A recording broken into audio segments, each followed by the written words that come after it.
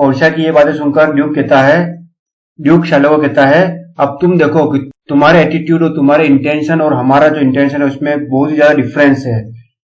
तुम प्रे करो, तुम रिक्वेस्ट करो, उससे पहले ही मैं तुम्हें माफ करता हूँ, क्षमा करता हूँ, लेकिन अब से तुम्हारी हाफ प्रॉपर्टी एंटोनियो के नाम की जाती है और जो हाफ प्रॉपर्टी बची वो सरकारी खजाने में चली जाएगी। लेकिन अगर तुम पूरे मन से रिग्रेट करोगे तो मैं शायद तुम्हारे ऊपर ज्यादा फाइन लगाऊं और उसके बाद तुमको जाने दूं।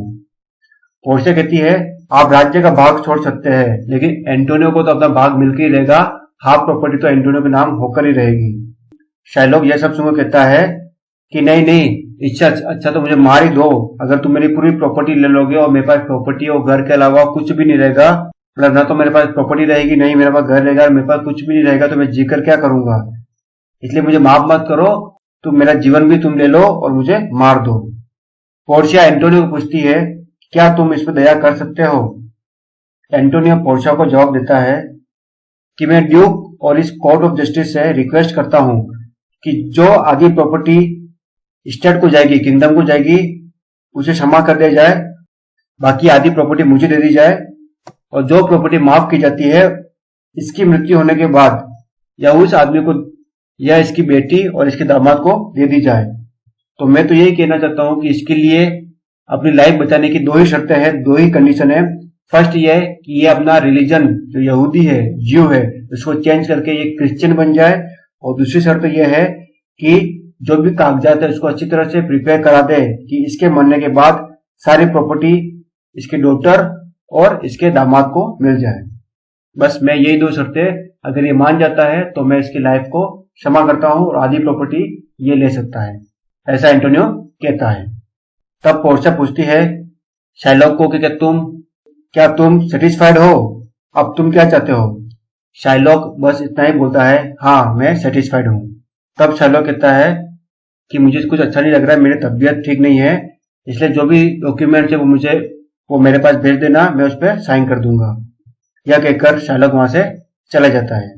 शाइलॉक के जाने के बाद ड्यूक पोर्शिया को रिक्वेस्ट करते हुए कहता है कि आपको आज मैं डिनर के लिए इनवाइट करता हूं, बट पोर्शिया कहती है, मैं आपसे दिल से माफी मांगता हूं, मुझे आज रात को ही पेडुआ के लिए रवाना होना है और मुझे यहाँ से जल्दी से जल्दी निकलना बहुत ही जरूरी है।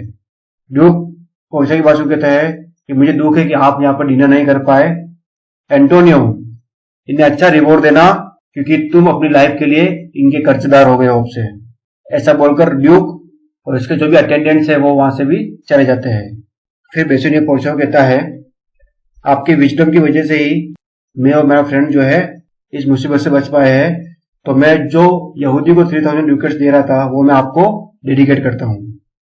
और एंटोनियो कहता है, और हम हमेशा आपकी सर्विस के लिए, आपके लव के लिए पूरी लाइफ आपके कर्जदार रहेंगे। पोर्शिया आगे कहती है कि मेरे मन को बस यही खुशी है कि मैं आपको मुसीबत से बचा सका और मुझे इसका इनाम मिल चुका है, रिवॉर्ड मिल चुका है। मैंने तो सोचा भी नहीं था कि मुझे इसकी क्या फीस मिलेगी।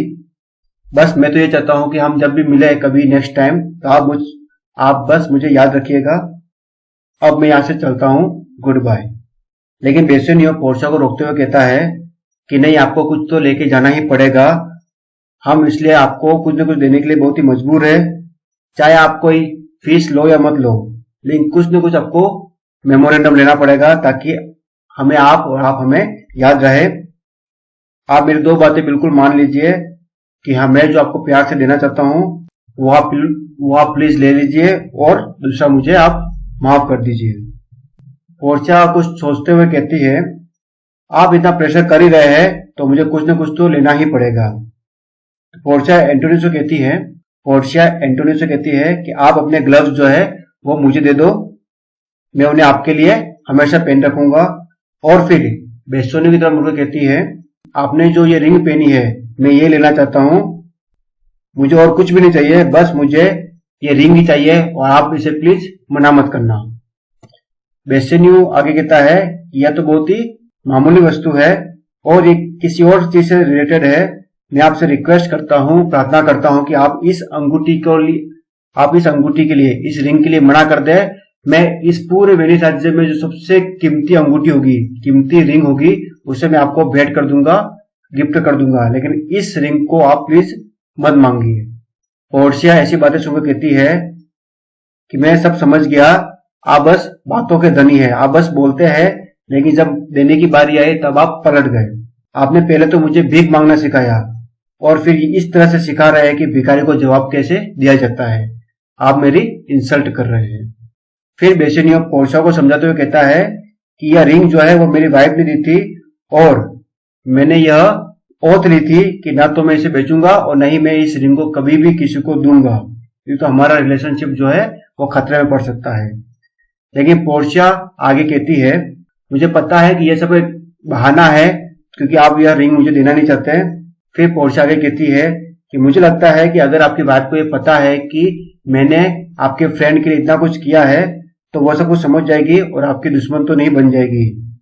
कोई बात नहीं, गॉड ब्लेस यू, हम दोनों यहां से चलते हैं। ऐसा कहते ही पोर्शिया और नेरिसा वहां से जाने लगती है। एंटोनियो उन दोनों को जाता हुआ देखता है और बेसनियो कहता है, बेसनियो प्लीज इसे रिंग दे दो और जो कुछ भी होगा मैं तुम्हारी वाइफ को अच्छे से समझा दूंगा क्योंकि उन्होंने जो उपकार किया हमारे ऊपर वो बहुत ही ज्यादा वैल्यूएबल है, इसलिए प्लीज उनकी बात मान जाओ। तब बेसनियो कहता है, ग्रेशनो जाओ, दौड़ के जाओ और उन्हें ये अंगूठी दे दो, हो सके तो उन्हें एंटोनियो घर ले आना। और यह कहकर ग्रेशनो को रिंग दे देता और कह देता है कि उन दोनों को जाकर ये रिंग दे दो। ग्रेशनो रिंग देने के लिए वहां से चला जाता है और फिर बेसनियो कहता है, चलो हमें भी चलना चाहिए, हम कल ही बेलमोंट के लिए रवाना होंगे एंटोनियो। Okay, let's go. ऐसा कहकर बेसनियो और एंटोनियो भी सीन से एग्जिट हो जाते हैं और इसी प्रकार एक्ट 4 सीन फर्स्ट फिनिश होता है, समाप्त होता है। ऑलराइट, तो यह एक लॉन्ग सीन था और इससे हमने बहुत अच्छी तरह से समझा और मैंने आपको पूरी डिटेल में इसको समझाया है। Alright, thank you for watching this video.